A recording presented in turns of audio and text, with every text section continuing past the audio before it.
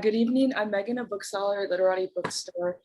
Today, we're pleased to welcome Daniel Oppenheimer to our At Home with Literati series in support of Far From Respectable, Dave Hickey and His Art. He will be in conversation with Benjamin Moser. For our attendees, the chat is closed, but I'll be dropping links to purchase Far From Respectable from Literati throughout the event. You can also use the Q&A feature in your toolbar to submit questions at any time, and they will be asked at the conclusion of the event. A reminder that you can shop for more books at literatibookstore.com for curbside pickup and shipping to your home anywhere in the United States. We are also open for in-person shopping.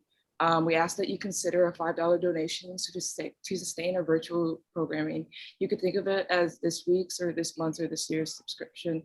Donations can be made at literatibookstore.com/donation. Otherwise, we simply thank you for your attendance. And now allow me to introduce today's author and moderator. Daniel Oppenheimer is the author of Exit Right, The People Who Left the Left and Reshaped the American Century. He's written for the Washington Post, The Atlantic, Slate, Washington Monthly, Guernica, and the New Republic, among others. Benjamin Moser was born in Houston. He's the author of Why This World, a biography of Clarice Lispector, a finalist for the National Book Critics Circle Award and a New York Times Notable Book of 2009. For his work bringing Clarice to international prominence, he received Brazil's first state prize for cultural diplomacy. He won a Guggenheim Fellowship in 2017, and his latest book, Sontag, Her Life and Work, won the Pulitzer Prize. Hey, everybody. Ben and I are gonna talk. I just wanted to read something quickly just to sort of frame things, and thanks for coming. So this is just a little bit from the book. I'm talking about a road trip that I took in, I think it was 2001. It was the summer of 2001, right? A few months before 9/11. Of course, I didn't know that at the time. And along the way, my friend and I, who I was traveling with, stopped at an exhibition in Santa Fe that had been curated by Dave Hickey. And I'm talking about kind of I'm reminiscing a little bit about the 90s and how I liked the 90s. There's a way of thinking about that time now that denies the lightness that condemns us for our dozing, half-amnesiac fantasies. Everything that was shortly to come, we're told, was already pushing up toward the crust, germinating, waiting to be born. The towers, the storms, the pandemics, the protests, the wars. They were the inexorable consequences of our sins, the just verdicts of history. History would return and we would be punished, and it's hard these days to deny the force of this story. We are being punished and probably we deserve it. Yet I find myself resisting ever more urgently the conclusions that too easily follow from that, about what kind of art we should create and value, and about how we should be with ourselves and each other. We are all guilty, but must we all be punished? As I sit with Dave and Libby in their kitchen, and I'm sort of reminiscing from when I visited Dave Hickey and his wife in Santa Fe. As I sit with Dave and Libby in their kitchen, cable news on in the background, I have no answers. Air guitar, as lovely as it is, that's Dave's book, will not end racism, bring peace to the Middle East, or solve climate change. If Dave had the answers to these problems, he wouldn't be sitting in his kitchen like the rest of us, taking solace in cable news soliloquies. What has become clearer to me, though, is that Dave is right about what kind of art is not the answer. It will not be, and this almost goes without saying, anything that is made by Aryan muscle boys of the right with their bar band covers of Heimat and Herrenvolk. And it will not be work born of the mirrored galleries of the Aryan muscle boy left, with its infinitely reflecting visions of carefully pruned souls, endlessly watching and reproaching and correcting each other. Whatever justice is made of, and no doubt anger and judgment and maybe even surveillance are elements in the mix, art is not downstream from it. It is not an extension, distraction, evasion, or even in a simple way, a complement to justice. It is a rival source of value in the world. Art will not save us, but it might, unstably, unpredictably, miraculously, save us, you and me, for a little while. Dave's great task has been to elucidate this truth, to explain how art creates and socializes visions of the world as we would like it to be, and to spin off just such visions himself. Once in the world, these visions are available to be and have in fact been socialized by us, and he does it over and over again across the galaxy. That's great. Thanks for reading that. It's funny, before we opened up the floodgates to the barbarians of all of you people watching us, we were talking about the 90s, and we were talking about how we grew up in this time where we really thought that things were getting better in a lot of ways. A lot of the stuff that you're talking about, you know, racism and politics and communication and technology, that was all really improving. And at the same time, do you feel like there's a need now for a Dave Hickey-like vision that really, I mean, would you say it comes out of the 70s, basically, if you had to give it a decade? Yeah, I actually think of it as more like the early 60s, like Kennedy, New Frontier, post-war, going to the moon, like optimism, abundance, but not in a way that sort of excludes, but actually makes room for all of these influences from the margins, because it's sort of in a context of such affluence and confidence. So let me just, for people who aren't familiar with Dave Hickey, let me just go back 1 second here, because Dave Hickey, one of the things that's fascinating about him, and the reason he's a cult figure, I think, for art people and for writers and critics, is that he's kind of someone who was this great promise that didn't really work out in the way that we as Americans expect things to work out. You know, we expect, like, you write your first book, then you write your second book, then you become rich and famous. Dave Hickey's trajectory is totally different. I mean, can you tell us a little bit about that? Yeah, it's funny. I'm sorry. I was gonna say, you mean the trajectory like yours, Ben? Sorry. Moved to Brazil, write a biography of a, obscure in American novelist, win a bunch of awards, then become the authorized biographer of Susan Sontag. But anyway, so I'll give you a trajectory of Dave. Dave showed extraordinary early promise, but then seemed destined to not fulfill it. So he was writing fiction in his 20s at a few different Texas universities. That was very good. That was very professional.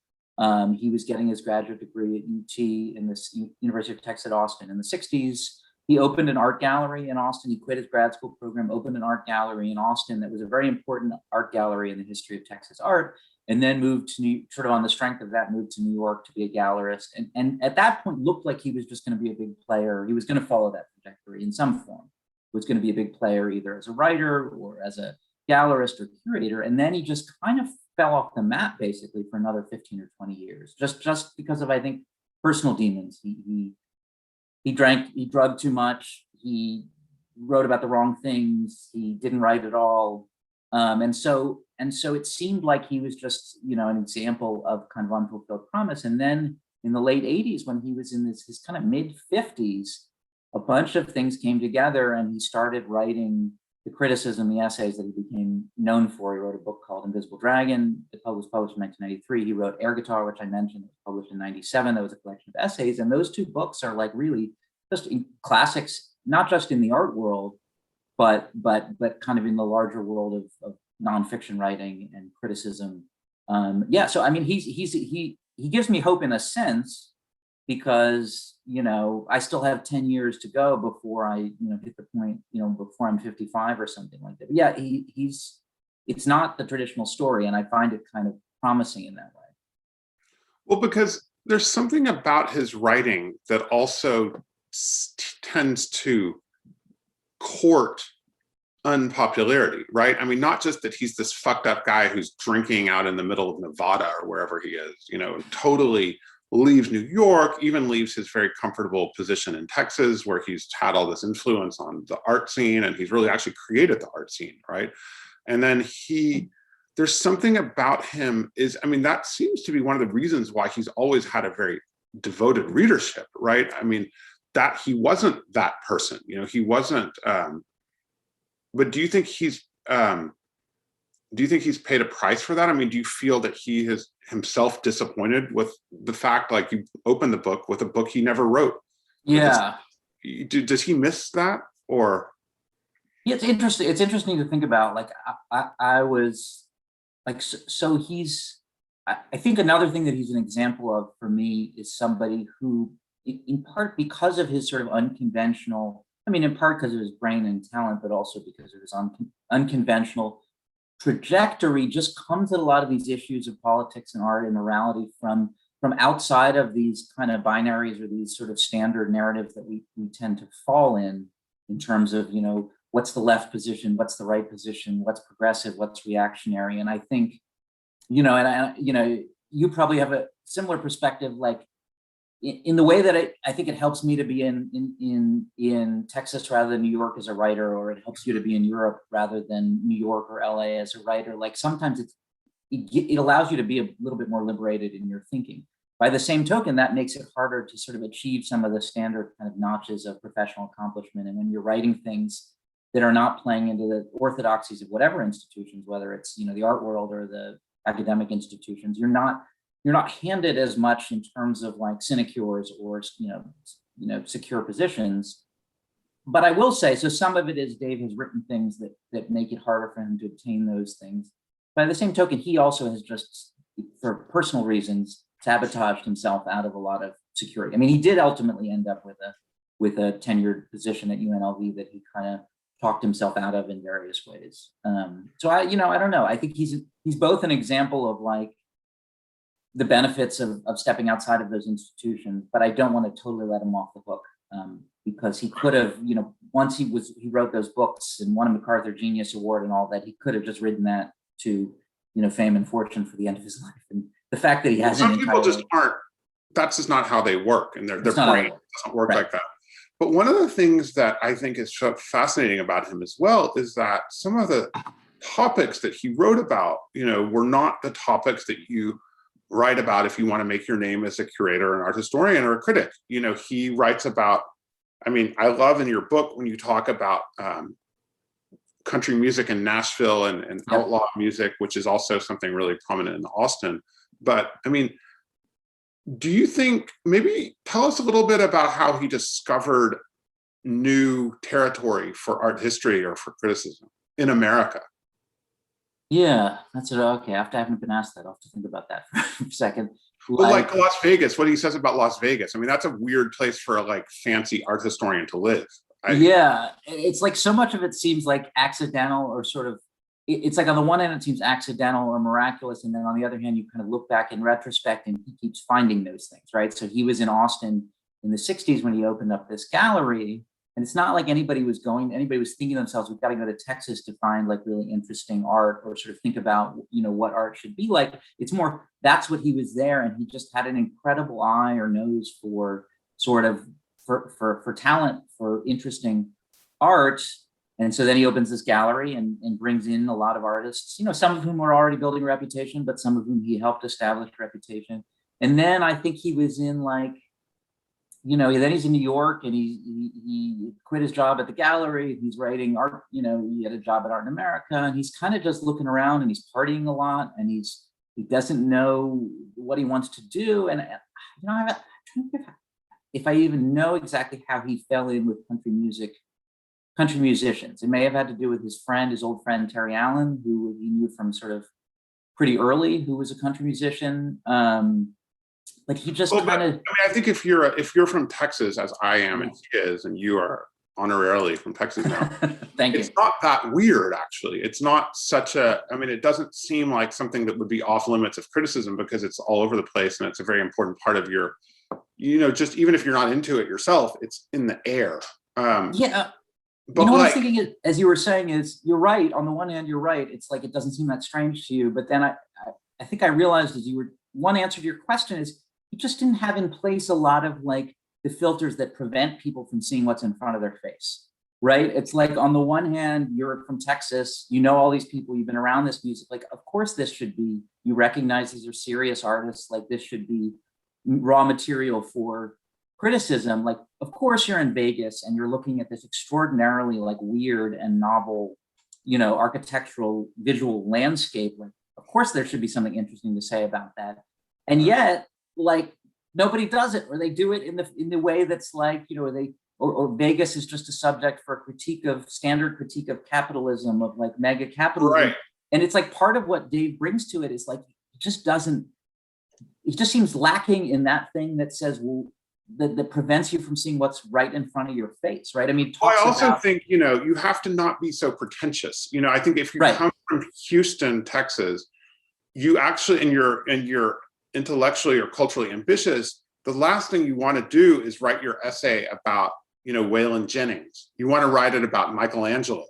Right. So like there is a sort of, you need a kind of toughness in order not only to see it, but to have the kind of self-confidence that allows you to kind of, I don't know if the word is colonize that or own up to it, let's say. Right. It's almost like an arrogance, right? It's like, yes. Who could question my intellectual bona fides? Like, I don't like you little person with your puny intellect.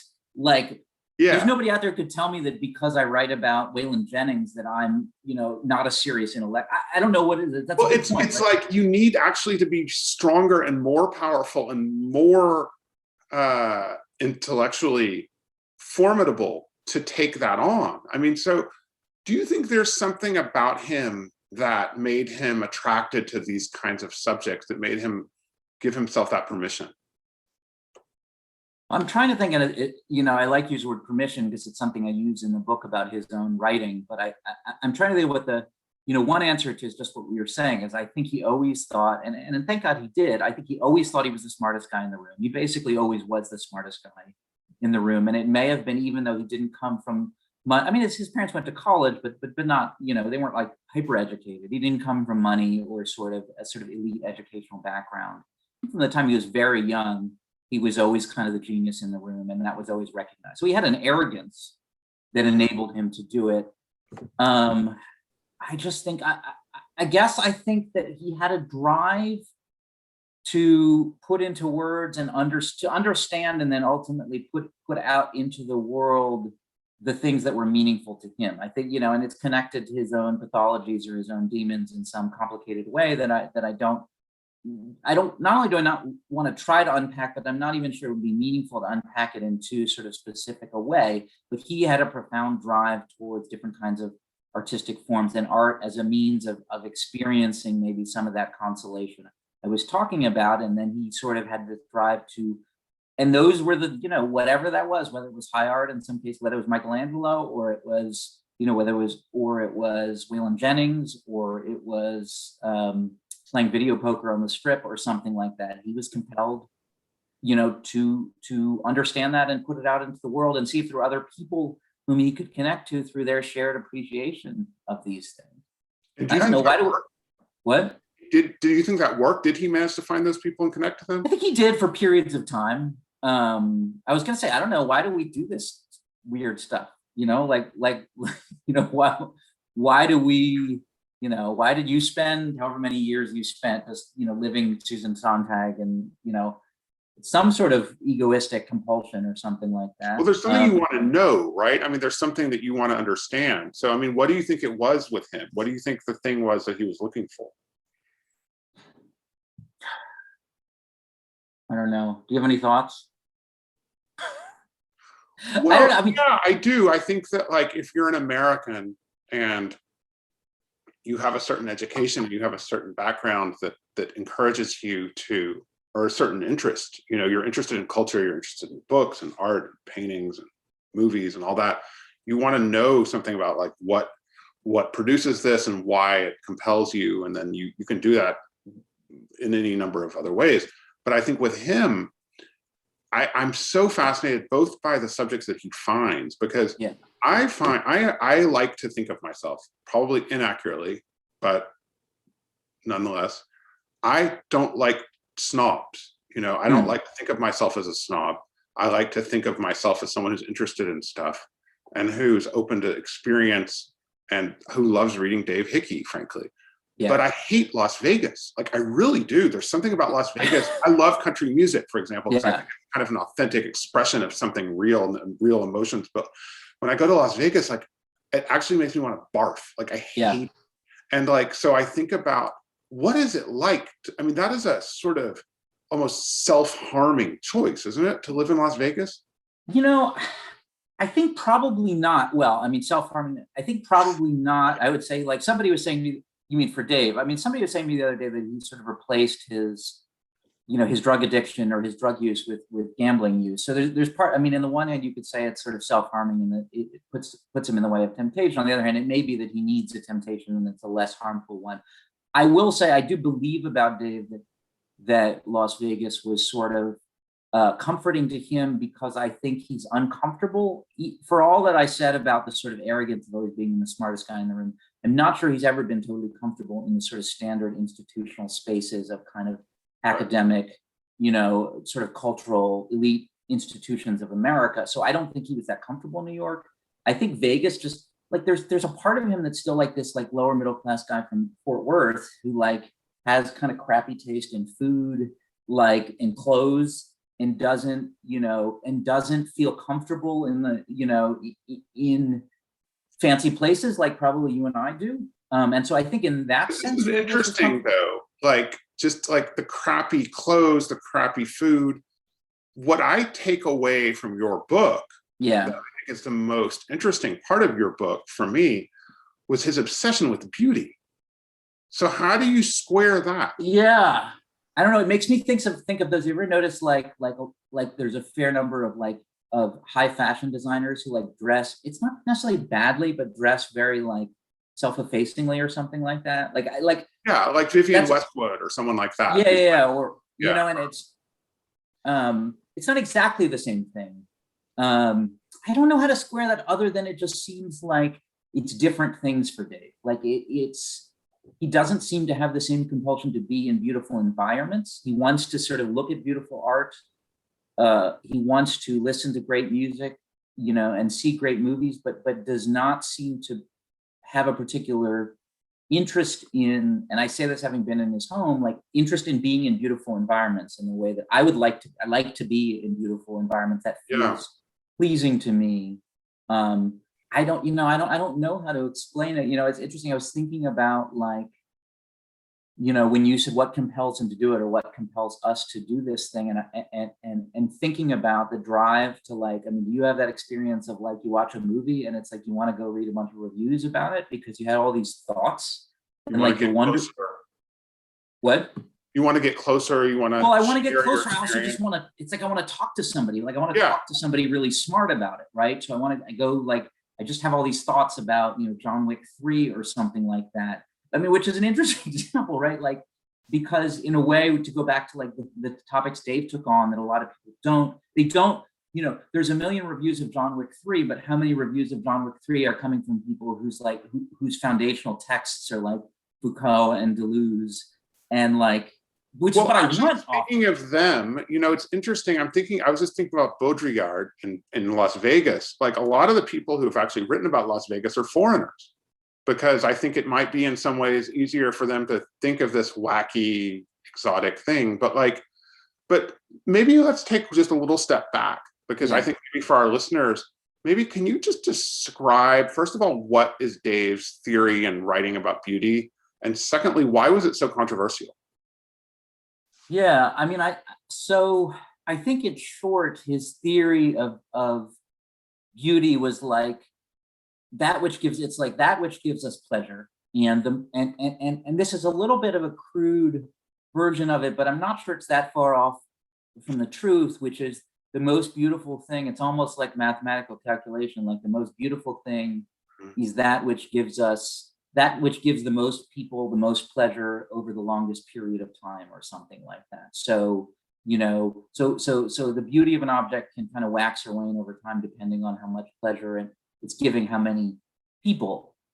I think that's the theory I say in the book, and I think this is true, which is it's always it's a mistake, and it's a mistake that's like made for good and also cynical reasons in the art world, to sort of take Dave as a theorist too much in the traditional sense. I think he's an essayist who he was working with a particular idea of beauty at the time because it allowed him to say certain things he wanted to say, interestingly, but he's not once he was done with that, he dropped it and moved on to the next thing in some respects. But I think it was controversial for a few reasons. One, when he first sort of really theorized it and put it down in The Invisible Dragon in '93, it was a very old-fashioned idea. The idea that the thing that art was about and the way in which it should be evaluated was how beautiful it was. It's strange to say to non-art world people that was an old-fashioned idea, but that was very out of fashion. Maybe take us through why everybody freaked out about that, because they really did.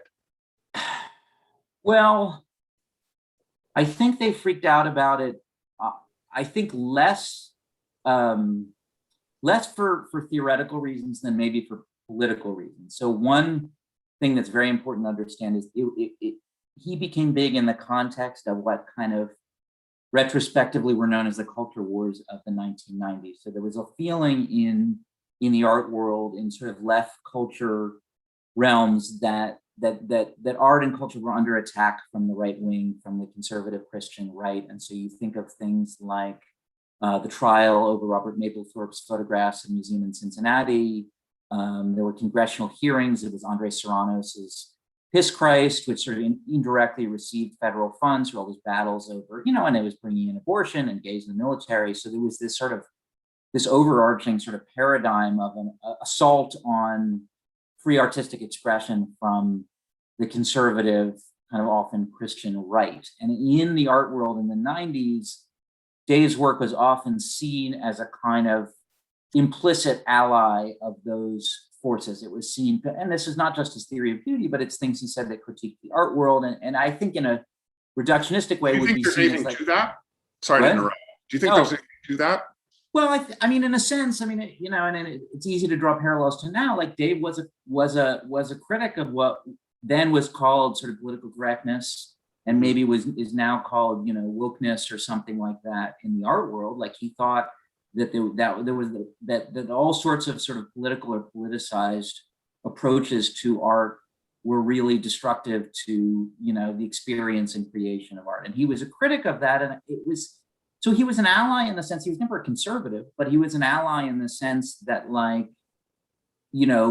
he and they were critics of certain tendencies, but I guess I'd just say, like, I just resist the sort of, I resist the binary. Like everybody, I mean, I think any critic that falls into a binary is a total bore and nobody cares and they're instantly forgotten. And, can I say that I think provocateur? I mean, he's really somebody who, but do you think that that's the nature of his way of thinking, or do you think he actually set out to set all these people off? I don't think, interestingly, I think except in sort of public talks when he's in a weird, I think, kind of defensive space, in his writing, I don't think Dave ever sets out to set anybody off. Like, I think he just wants to say what he wants to say, and it has often been very surprised at how angry people are about it. I see. And hurt sometimes, I think. Like, he's got a sort of bluff kind of bad boy persona that he brings out in smoking and cursing and saying provocative things in public spaces. I don't think he, if you actually look at his writing, he almost never says something critical about any individual person. Like, he will say critical things about institutions. He will say, he'll say, he rarely even writes like negative art reviews. Like he doesn't want to fight with people. It's funny how little is needed. I mean, I think today we have that sense a lot more than we even did a few years ago of how easy it is to get everybody on Twitter mad at you, but that's not that's a new expression of the same phenomenon that's always been with us. When you write criticism, you can become a kind of controversial person, even if you're not really saying anything controversial. Yeah, I mean, if you're not trying to. I was thinking it's interesting. He has a great essay in Air Guitar. It's called like Frivolity and Unction or something. I think that's what it's called. And he talks about how frivolity and unction. Oh, good. It's a great essay. It's an air guitar. And one of the things he talks about in that, which has always been interesting to me, is he said, what if in the art world, and it goes to your question about why people are so angry, what if in the art world we just for our own sake, just stopped acting as though all this stuff we're doing is important? What if we just said it's this frivolous, silly thing we do to please ourselves, and it doesn't matter to anybody? And I don't think he was saying that's necessarily true in some cosmic sense. I think he was saying that that's a much healthier position from which to do this work, and that why would we take on ourselves the weight of doing something important, of having to serve these important ends? And that always made enormous sense to me. I find it much easier to write from a perspective of like, this is just something I want to do for my own reasons. But that seems like that's true. But I think that most people, I understand why people resist that. Why? Why do you think? Well, because then you're basically undermining the seriousness of artistic endeavors. You're saying, oh, it's just me doing my weird interpretive dance and it doesn't really matter. And I think there's enough people out there telling us that. Yeah. Basically all of capitalist society is like, you wrote a book about Dave Hickey, congratulations. Like you have to do it because you think it's serious. And I think that, when I read him, I don't find that kind of frivolity at all. I mean, I think that it's easy to say because of the subjects that he writes about that that it's not important, it's not serious, but that's never been the impression I've taken away from his writing.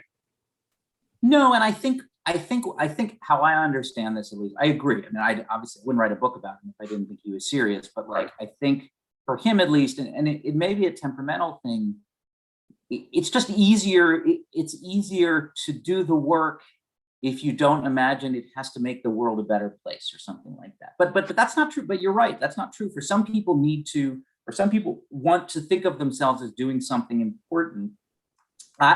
It's not that I don't think of myself as doing something important, but I think of myself as doing something important in the context of like, what makes for a sort of flourishing life. Like what makes for a flourishing life is like, among other things, is finding something that's meaningful to you and that you're good at and really giving a lot of yourself to it. That feels important to me, but I'm not saying that the world needs what I'm doing. I guess I'd also say, and maybe it's easy for Dave to say this, it's easier to say, what if this all were frivolous, when you know you're really fucking good.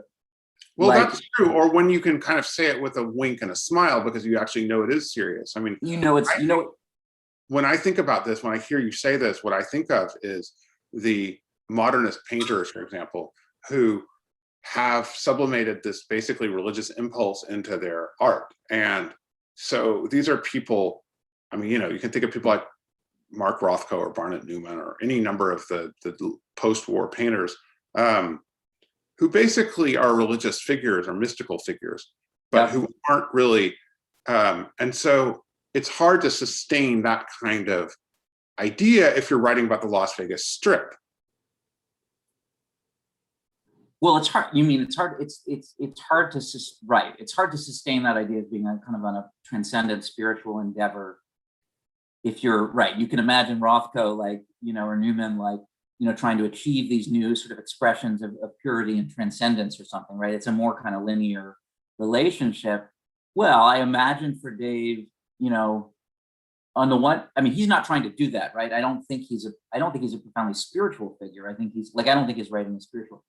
But he's very material. He's very material. Well, I think he thinks just like great writing it may not be transcendent in the sort of religious sense, but it can achieve sort of the heights of artistic accomplishment. Mm-hmm. So I think when he was at his best and was doing that work, I don't know, I'm trying to imagine him in that space when he's writing about Siegfried and Roy or Liberace or something like that. What did he think? I think he just thought of himself. Again, it goes back again maybe to that arrogance. Would he consider himself a postmodernist? Because I don't really get a postmodernist feeling from him either, if we have to classify him. I don't think I've never heard him, like, I can't even get him to talk about what he is as a writer. Like, honestly, I've tried to like get him to sort of locate himself in some sort of lineage like that or tradition. Well, he's a one-off. I mean, he really is. And I can't get him. He's like, well, I'm in the tradition of like Ruskin or, I mean, like, or I'm trying to think of what the other, or Thomas de Quincey. I mean, I guess sort of maybe like, English essayists of the 19th century or something like Well, he is a prankster in a way. I mean, he's someone who is like outside of the main banqueting hall of all the official fancy people. But can I just ask you before we go, because I want to talk more about this. I love this kind of subject, but just for the people watching, could you give us an idea? Tell us about your first encounter with him, both as a reader and as a person. When did you first meet him? So I read him probably around 99 or 2000. I think I was just out of college. My elder brother, Mark, sort of called, I don't know if he called me on the phone for this reason, but we were talking on the phone. He's like, oh, you got to read this. I just read this book. It was Air Guitar, which came out in 97. You got to read this, it'll blow your mind. And he had gotten it the same way. A friend of his had said, you got to read this book, it'll blow your mind. And that was how a lot of Hickey's stuff kind of early on, sort of, it was a very much kind of hand-to-hand, word of mouth, underground kind of thing. So I read it and it did. And I mean, it was just, obviously it did. And I've been following him ever since. So that was sort of 2000. I met him in And I tried to write a big essay on him maybe 10 years ago. I was going to write the definitive Dave Hickey essay, not a book, although the book itself is kind of a long essay, but I couldn't quite pull it off. I was talking to a friend of mine in Austin, Sarah Bird, who's a novelist, at something at a cocktail party or dinner party or something like that. And I had known that she knew Dave she's old friends with him, but we never talked about doing a book about him or something. We just got talking to stories about him. And one of us, I think it was her, said, we should really do an oral history of Dave Hickey, people's stories about Dave. And that was the kind of first domino that led to me writing the book. But some period, like within a few weeks after that, I had really followed up on the idea, and she put me in touch with him, and I talked to him, and that was 2018. And then Dave's relationships at this point, other than with his wife, are basically on the phone, and I just became one of the people who talked to him pretty frequently. So I've talked to him a lot since. I only met him once when I went out to Santa Fe, my wife and two of my kids, but I've talked to him a lot, since then. Probably 50 or 60 times or something like that, more than I have to my old. Yeah, well, especially now. I mean, COVID's a great opportunity for that kind of thing. But do you think that your relationship to him, what was it about you that made you the person to write this book? Because he is such a cult figure. And as soon as we were talking about this a few years ago, I thought, God, I can't believe nobody's done that. It seems so obvious, but nobody'd done it. So why was it Daniel Oppenheimer? Yeah, let's see. That's an interesting question. I think that it's not totally as obvious you said. He's sort of thought of as a kind of important but minor figure. And those people sometimes get their biographies or their sort of critical monographs, and sometimes they don't. And usually when they do, and I'm making the case that I'm not making the case that he's one of the great writers of the 20th century, but I'm making the case that he's maybe a major minor figure or something, or at least if we're looking at sort of nonfiction kind of essayists, Anglo-American essayists, that he is a major figure in that context. But he's certainly thought of as kind of a minor figure. Us though, before we start minorizing him too much, tell us why. I mean, because I shouldn't do that. I was so excited. I remember when you told me this, I was like, that's such a fantastic idea. Why is he so influential? I mean, why do people respond to him so much? What does he do that all these other people don't?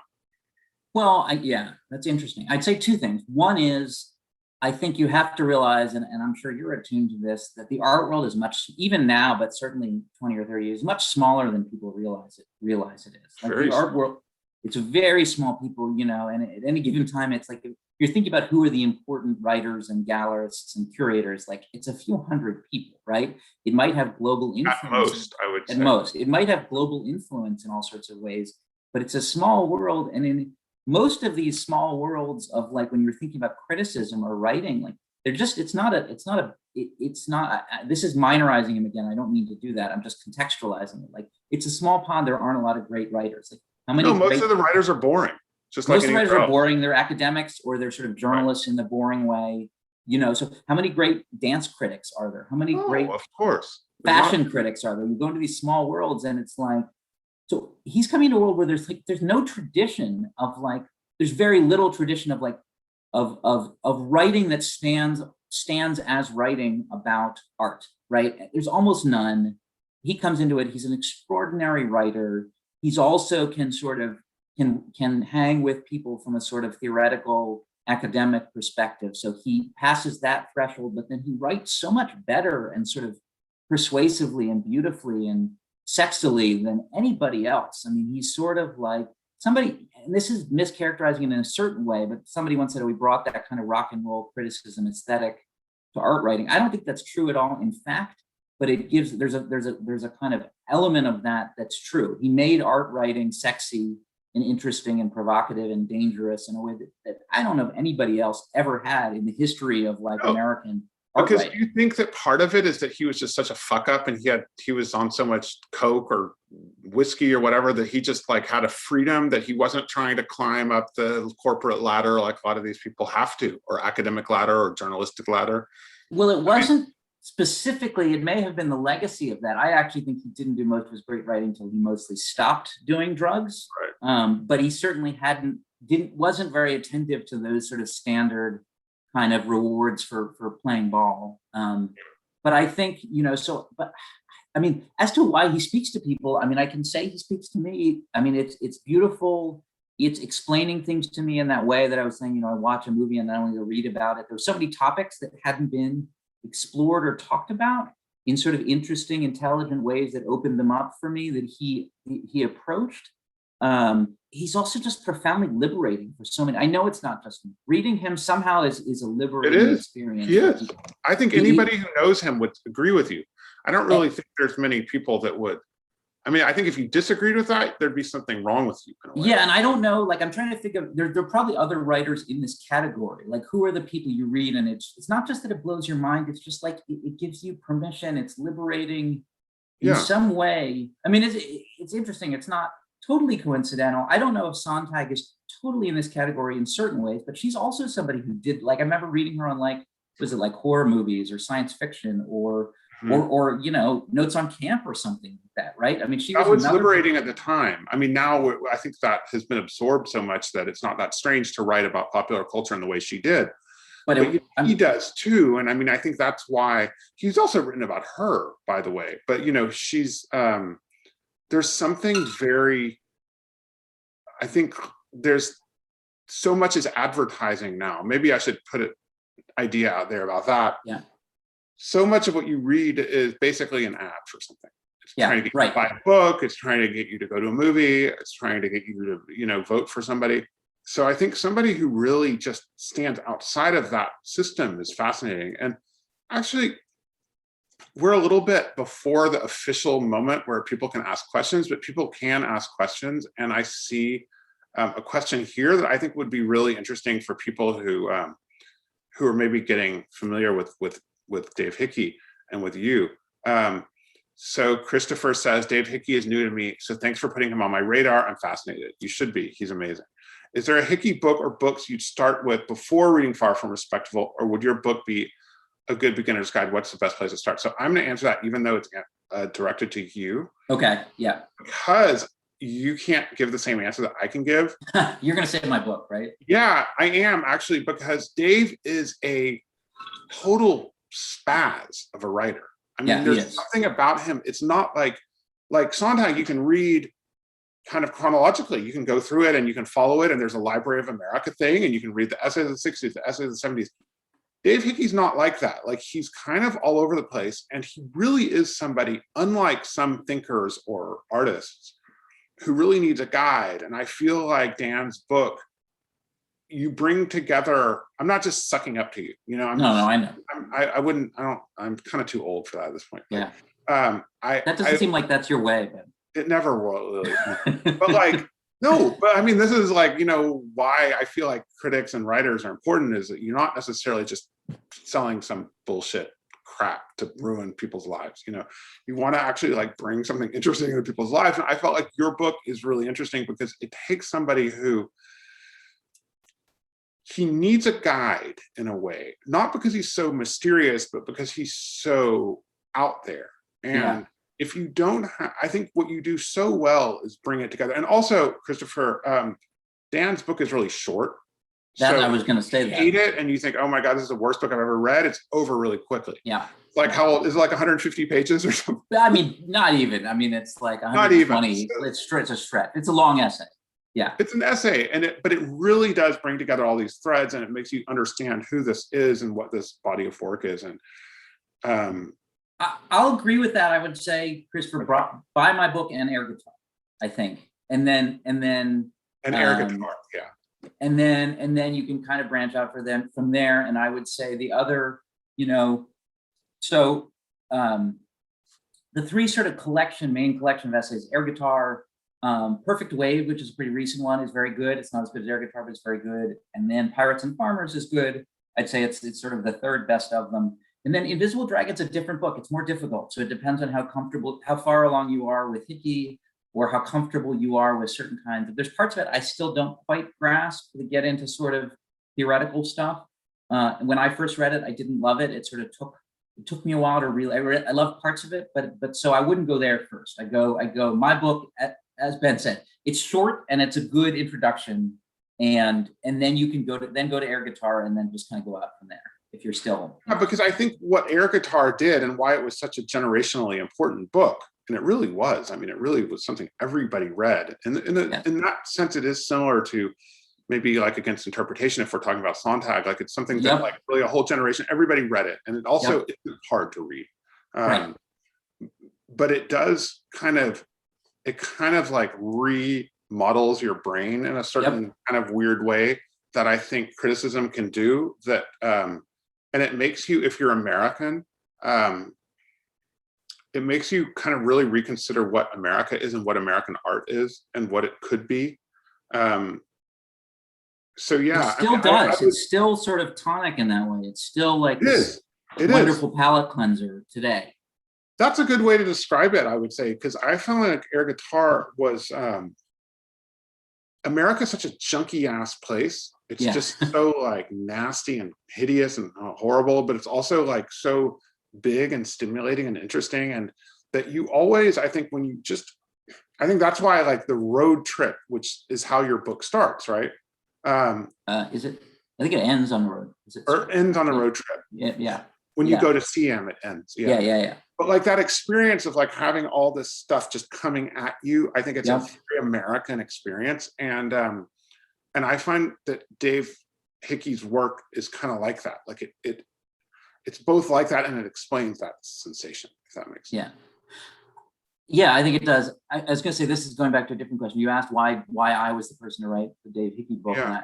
And I feel like I have a better answer to that, which is maybe it's a kind of, I don't know if it's arrogance is the right word, but I remember when I was, Ben and I met because I did an interview with him about his Sontag book before it came out. And one of the first things that I said to him after having read the book, which is really amazing, and kind of what's amazing about it is that it's a page turner. It's like a big, it's a big sort of, doorstop of a book, but it's a page turner. It's a really fun book to read. But what I said to Ben was, one of the first questions was like, how did you have the sort of fortitude to do this, right? It's like Sontag was such an overwhelming figure, and she was surrounded by all these. There's so many people who are big figures who have agendas, right? Like about her, and he had to go out and interview all these people and hold on to his story of her. And it's, it's not quite the same weight, but with Dave, I think I was the right person to do it because I was able to put aside I was able to put aside, for whatever reasons, all these other agendas about it. Like if it's in the art world, it gets stuck. If it's somebody from the art world, they would have gotten sucked into all of these, internal art world stuff, and if it was somebody from journalism, they would have gotten sucked into these narratives, these sort of very boring narratives of Dave as a sort of the cowboy art critic or the rebel art critic. And for whatever reason, I was able to kind of, which I couldn't 10 years ago when I wanted to write about him, I was able to just I think, see him for what he was, or at least see him for what make him subordinate to my agenda. And that was like, with him, there's just a lot of gravitational force to the narratives around him. You have to do that. And you're absolutely right. Like whenever you're dealing with any kind of biographical subject like that, you have to find your own voice within it. You can't just say, on Thursday he bought, a roasted chicken. Like that, nobody cares about that. I went to the dentist. I mean, that's what a lot of people do. I think you have to find the way that your voice and your experience kind of merges with this work and this other person. And so you bring out something rather and see who they are to you. I mean, there's so many narratives. There's so many, and you have to go out and read all those, right? You have to go do all the research and read really how they've been framed. I'm having to do it now. It's so boring. I think, but you get a lot out of it. Ultimately, it's just. You mean reading? Oh God, like there's so much. I'm reading a lot of art criticism right now, and it is tedious. Oh God. Yeah, it's really bad. But you do it because through other people's visions, you form your own vision, and you understand like what's like. So the stuff about Dave and beauty, which I find so fascinating. You do ask yourself that question, like, why is everybody so upset about this? Like, what is the thing that's setting everybody off? And by the way, let me just, before people, please, questions, ask us questions, ask Dan questions, not us, ask Dan questions. They're fun when you're doing these things. as an author, it's really fun to get questions. So I know it please is. indulge Dan here with Yeah. anyway, you don't have to right this minute, but if you think of something. But yeah, I mean, that's the shape, that's the interaction. And it's, I mean, do you feel What's the like threat? You're saying what you come back to it, and it's an important question, and I don't always understand. Like, what is the threat that he represents? You know, and there's a little. This is a little bit with a wink, but then there's a truth to it, which is like Dave will sometimes say, like, I don't know. I never set out to piss anybody off. Why are people so angry at me? Essentially, and like, there's a little bit of disingenuous in that, but then there's also like most of what the guy writes is like a lot of what he writes is just praising other people, right? And like, what's the threat? I mean, a simple answer is a lot of his critiques, which are still sort of pungent of, you know, all of the kind of what he calls the therapeutic institution, but museums, universities, galleries, nonprofit, you know, funders, National Endowment for the Arts. A lot of those, like, you know, most of the people who are in the quote unquote art world are people who work for those institutions and buy into their values. So I guess maybe they feel attacked. They feel it's an identity threat. they're also very jealous. I mean, I can tell you that from my own experience as someone who's not attached to an institution. People are jealous because those are shitty places to work. You know, right. So Yep. So like a museum, like for someone like Dave, like having to like, you know, write quarterly reviews and student evaluations every day for the rest of your life at the university, that, I mean, that does set, that destroys people's lives. And I think that, you know, anybody who's perceived to be out of that becomes a kind of target. And I think that when you, at the same time, I think what's really compelling about your book, which I really like find heartbreaking, is how high a price he does pay for that kind of, you know, what other people might consider independence. I mean, it ruins his life, basically. I go back and forth on that. Yeah, I mean, I go back and forth on that. Like, I think sometimes I think, well, you know, I was having a conversation once, or maybe more than once, with Gary Kornblau, who's on the, hi Gary, I see is on, and Gary was Dave's editor for Invisible Dragon and Air Guitar and Art Issues, which is the magazine where Dave published a lot of his best stuff in the 90s. You know, and I was sort of like, I was sort of talking about Dave from a kind of like, I guess this is like therapeutic language, like a deficit perspective. Like, you know, why did his output and maybe the quality of his output fall off after like 2001? You know, what happened? Why did it fall apart? You know, and Gary's response was, this isn't exactly your point, but it's kind of, he's like, I think you're looking at it the wrong way. He's like, it's miraculous that it ever came together for Dave in the first place. I think like that they came together for 15 years or 15 or 20 years. And I think like, you know, it's interesting. I guess I compare it in a way, you know, and this isn't just, you know, because you and I talked about in the Sontag biography, you were very blunt about the role that you thought being the daughter of an alcoholic played in her life. That's a fair thing to say, right? Yeah. And there was a little bit of criticism of that. There wasn't a lot, but there was a little bit of criticism of like, this is too sort of schematic or formulaic a way to sort of understand Sontag, that she's exhibiting sort of pathologies of the daughter of an alcoholic. And I was kind of with you on that, and I feel lame saying it, but like Dave had a really fucked up childhood and has and like just never kind of was kind of, I say he was raised by wolves, like just never had it together. Like, and so it was always a contest in him between his incredible talent and brilliance, and also, frankly, all the people who wanted to help him all along the way because they liked him and because he was so brilliant, and his own just sort of pathology, just like this, the same shitty pathologies that the rest of us have to deal with, right? And there's nothing like romantic. Yeah, but there's a really specific thing, you know, if you grow up with alcoholism or addiction, and then you yourself are an alcoholic or an addict, as he became, you know, that's, in some ways, people want to look for some explanation that's deeper than that, but actually being an alcoholic really fucks you up, and it's a terrible disease. And so there's your explanation. I mean, on some ways, I think Gary's right. Hi, Gary. Since you've, that, you know, considering what he went through, I mean, and this is why I think your book is so outstanding in terms of contextualizing it, considering what he went through, he actually achieved an incredible amount. Right. You Right, know, not just child you of an can look at alcoholic, it in a negative way, or you can look at it in a positive way. not just child of alcoholic, child of a suicide, right? Like his Yeah, I mean, father killed himself before, so yeah, this is not easy. I mean, his father was an orphan, was like orphaned at the age of 2, and then I think was a drinker, and then killed himself. And if you look at the three kids, so Dave is Dave. His sister, who is fascinating, died I think last year. Went through a really, I think, long, dark kind of alcoholic phase. Kind of came out the other side and lived this fascinating life as a quarter horse breeder, and was actually and she was kind of, I think, brilliant in her own right.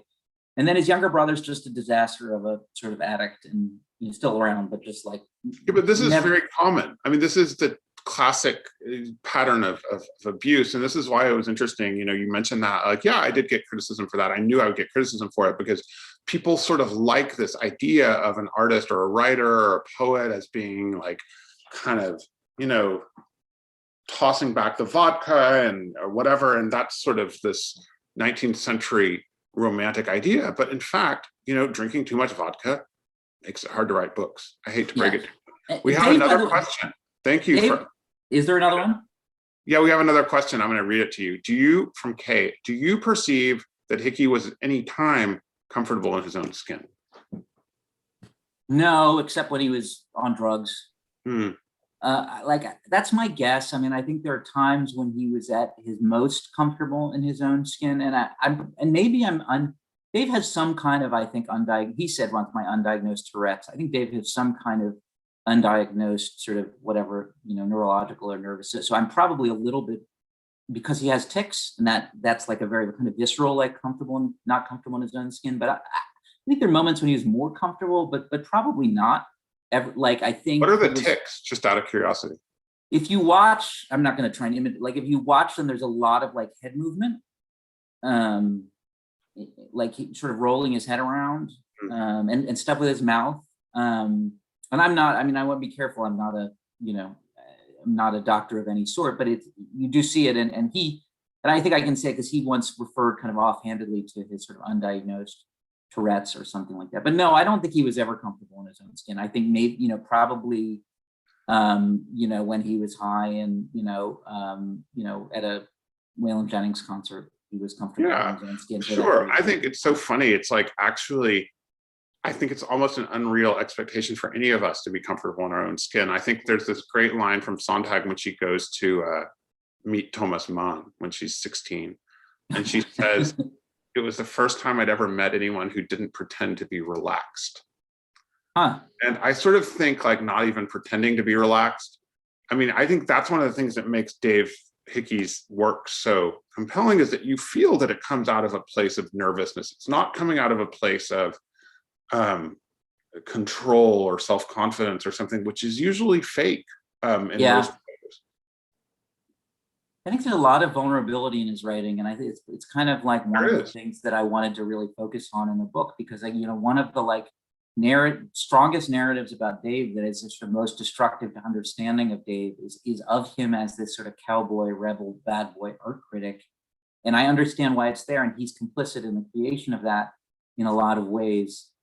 But it's not there's a piece of that speaks to people in the writing, but I think the stuff that most deeply speaks to people is actually the vulnerability.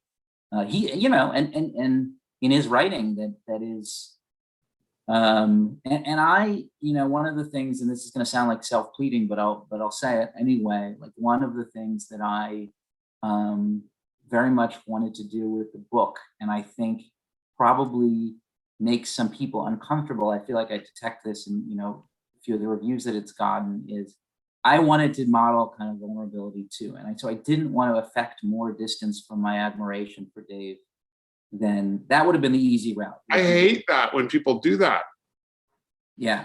I didn't want to do that. I didn't want to be too cool for school. I wanted to be like, I have enormous admiration for this person. I think he's really important. And I don't think that makes it less hard for me to, I don't think that's an obstacle to me understanding him, you know, as a writer. I think that is an aid to me understanding him as a writer. I'm not going to protect myself in that way. No, and you shouldn't. I think that's absolutely true. I think it's something that's like a fake it's like a fake expectation that people put on you that you're like some surgeon or something.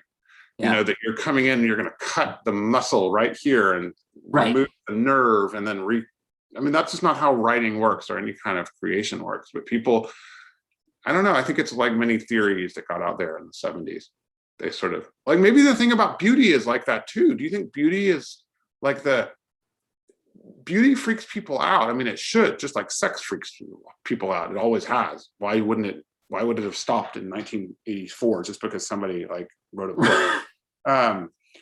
But I think you're right. And I know we don't have much time now. That was interesting because I've sort of failed to answer your question about beauty, and it is something I struggle with. But like, there's something there. Beauty is disconcerting to people, and that is something that Dave writes about a lot. And he says, against this sort of like very linear kind of Bolshevik sort of understanding of the relationship between art and politics, where the art we should do art if we want to make the world a better place that like is very kind of linearly promoting a certain political view. I think Dave's argument is that beauty, the more beautiful, the more powerful the beauty is, it realigns the world around it in ways that are inevitably political. He doesn't think beauty is apolitical. He just thinks that the relationship is not the one that the sort of vulgar, the vulgar theoreticians think it is.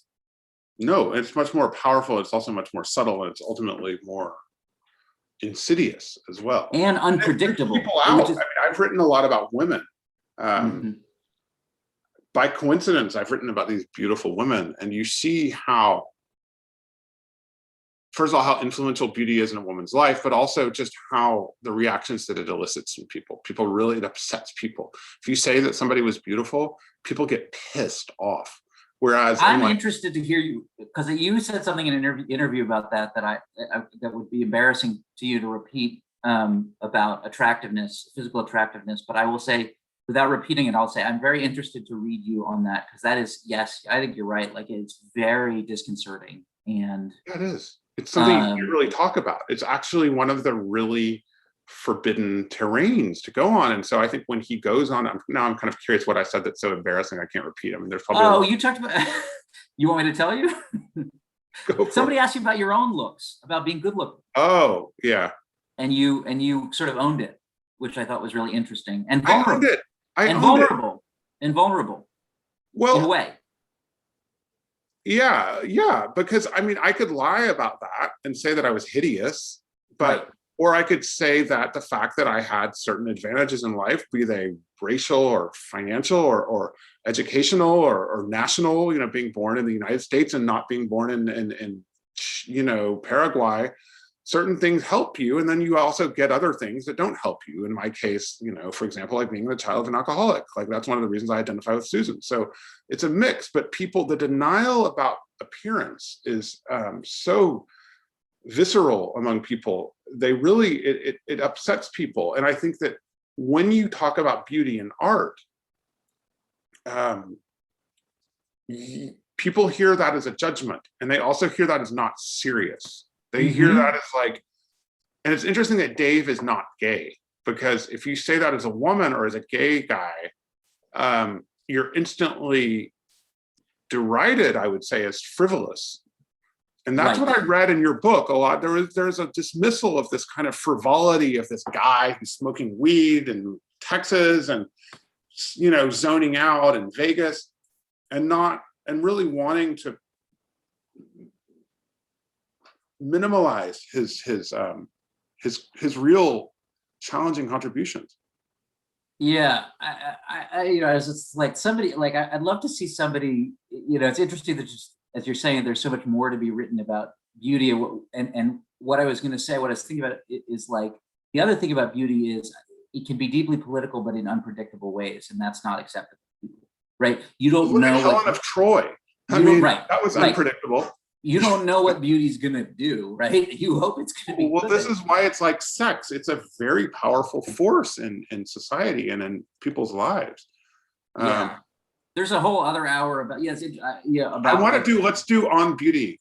Well, I was even thinking about there's all that stuff with Dave and like and being gay or not being gay and Mapplethorpe, and the way that he actually felt that a lot of the defenses of Mapplethorpe were sort of this like actually a kind of aversion to what he was, the beautiful, the ways in which he was making male sex beautiful, right? And that even his ostensible defenders were uncomfortable with that. And so they tried to translate that into a sort of more masculine language, Right. almost a more like hetero-masculine language of Right. Formalism abstraction. and light and shadow and whatever, instead of saying like a big dick, which would have freaked everybody out. But like, Yeah. or just a great looking guy, because you know, he certainly was beautiful.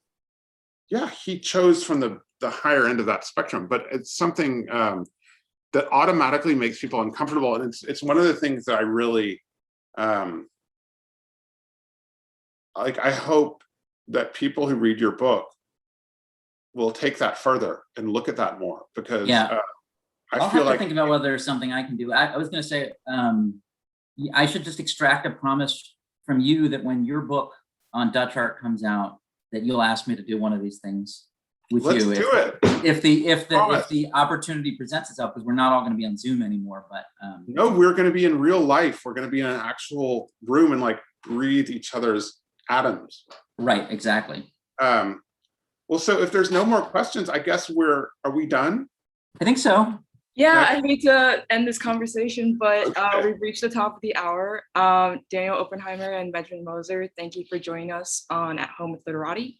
And thanks to our viewers, a reminder that there's a link to buy the book in the chat. But take care, everyone. All right. And Thanks a Ben, lot. let's talk again soon. Let's talk again soon. Thanks, everyone. All right. Thanks, Megan. Thanks, Bye. Literati.